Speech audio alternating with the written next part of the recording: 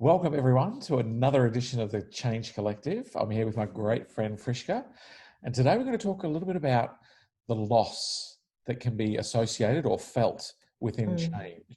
So obviously when we talk about the loss, we're talking about that anxiousness or that anxiety that people have when they transition to a new world. But I thought, let's throw it over to Frischka, who has a lot of experience in this space, to tell us a little bit more about your experiences and your tips for dealing with loss. Thanks, Matt. Look, we all know that people resist change. By now, if you've been following us for a while, you'll know that it's human nature. And you'll also know it stems around a lack of awareness of why change is being made, the potential impact on a job role, an organization's past performance with change, and maybe they don't see the visible commitment from their leaders. But when it comes to an individual level, there are four types of loss that people fear, and I call them the four Ps, and that's position, protection, power, or prestige. So when you're dealing with someone that's resistant, it's usually one of those. So what do I mean by that? Position, the actual job role is at stake, or they may feel like it's at stake. Number two is protection. Maybe an influential stakeholder is no longer providing air cover because of this future change. Power, reduced autonomy, or they're maybe lower down the hierarchy now.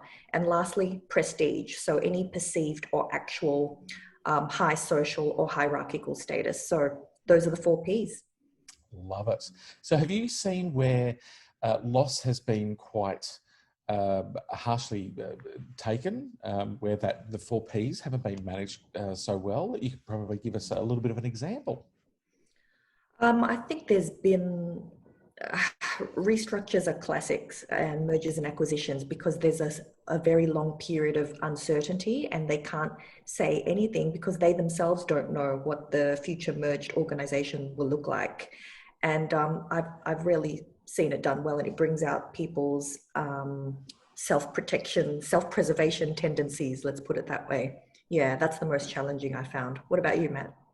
Yeah, I think, look, you're spot on. And I love the work that you do, particularly within the leadership space, because I think in those two spaces, in terms of restructures and mergers and acquisition, there is a leadership void.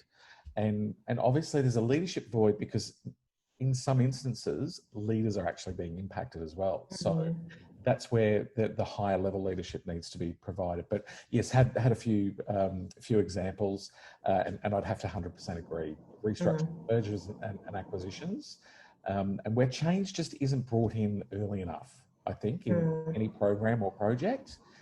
Usually it's just got to do your emails and you've got to do your training. Can you come in at the last month? Yeah. But yeah, they're traditionally mine. So they're great tips and advice. Thank you very much, Frischka.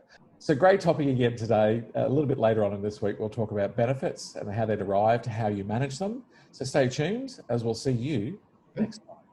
See ya.